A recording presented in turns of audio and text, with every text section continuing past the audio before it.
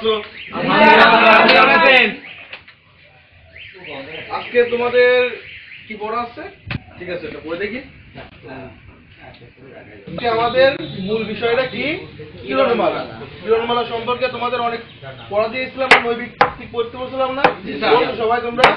হ্যাঁ, আচ্ছা তুমি বলো তো স্যার, কিরণমালা কত সালে জন্মগ্রহণ করে? 2015 সালে।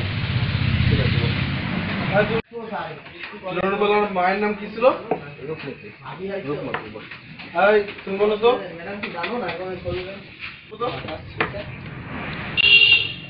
কিরণমালাকে যে মারতে চেয়েছিল সে রাক্ষসীর নাম কি? কটকটি স্যার।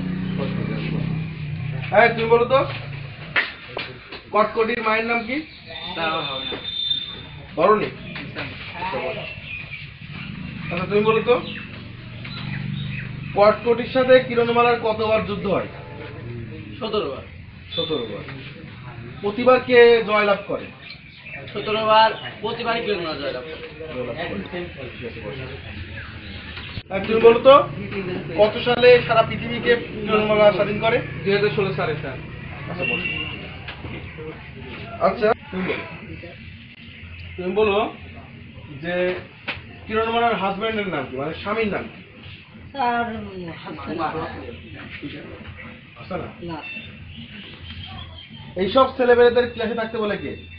সিম্পল একটা পড়া, কালকে বললাম পড়ে আসতে হবে, আবার দাঁত কেলাই হাত চুরি করতে। বসো।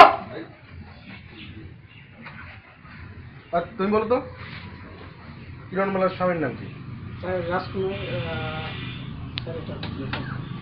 হচ্ছে না, কোনটা হয়? বসো।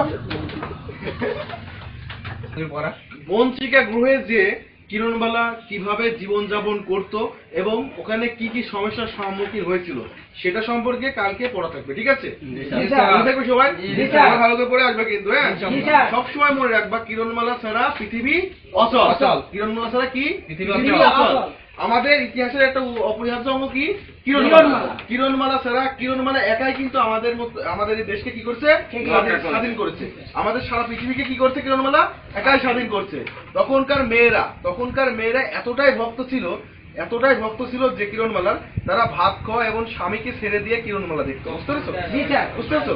আচ্ছা তাহলে তোমরা আজকের মতো আমি আসি, ঠিক আছে? এই অধ্যায়টা পড়ে আসবে, গুরুত্বপূর্ণ একটা অধ্যায়, ঠিক আছে? পড়ে থাকলো বইটাকে। আচ্ছা ঠিক আছে, বাই।